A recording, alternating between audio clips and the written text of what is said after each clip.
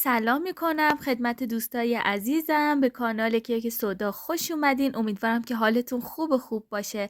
امروز اومدیم با هم یه حلوای زعفرونی خیلی خوشمزه رو درست کنیم. اول از همه شربت حلوا رو درست میکنیم که همراه با شکر، آب و زعفران و هل و گلاب مخلوط میکنیم. فقط در حدی که شکرتون مخلوط بشه روی حرارت میذاریم و بعد برمیداریم که شربتمون خنک بشه.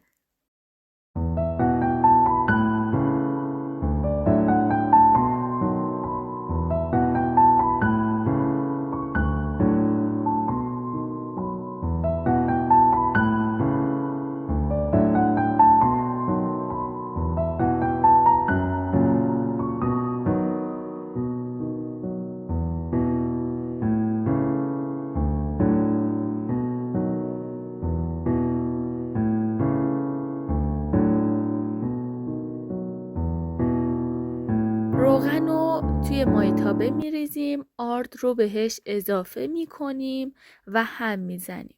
اینقدر باید آرد و روغن با هم تفت بخورن که خامی آرد گرفته بشه و روغن پس بده. شعله گازتون حتما باید روی متوسط رو به کم باشه که آرد نسوزه.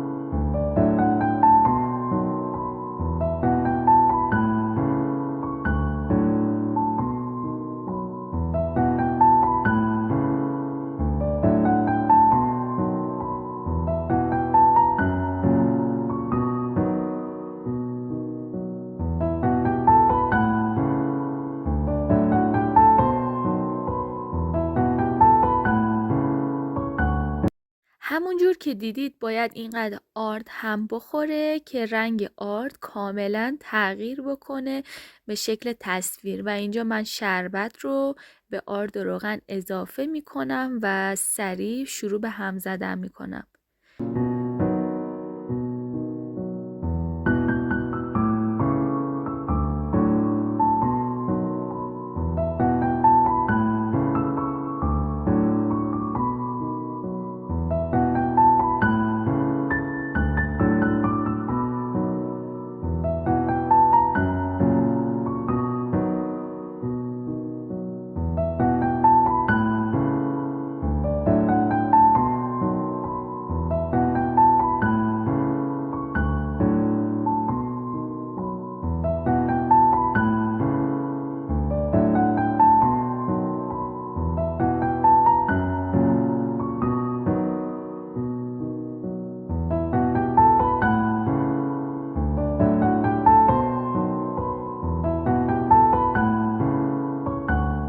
من برای تزیین حلوا اومدم از یه رینگ به شکل قلب استفاده کردم. شما میتونید هر نوع تزیین دیگه‌ای برای حلواتون استفاده کنید و نوش جان کنید. این حلوا فوق‌العاده خوشمزه است. حتما امتحانش کنید.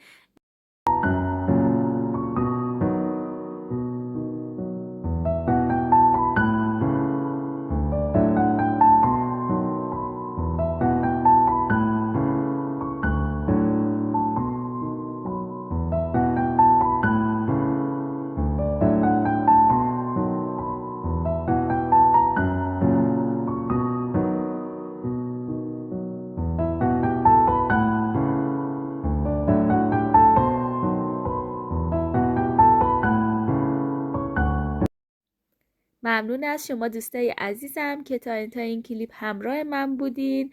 ممنون میشم کانال من رو سابسکرایب کنید و حمایت کنید.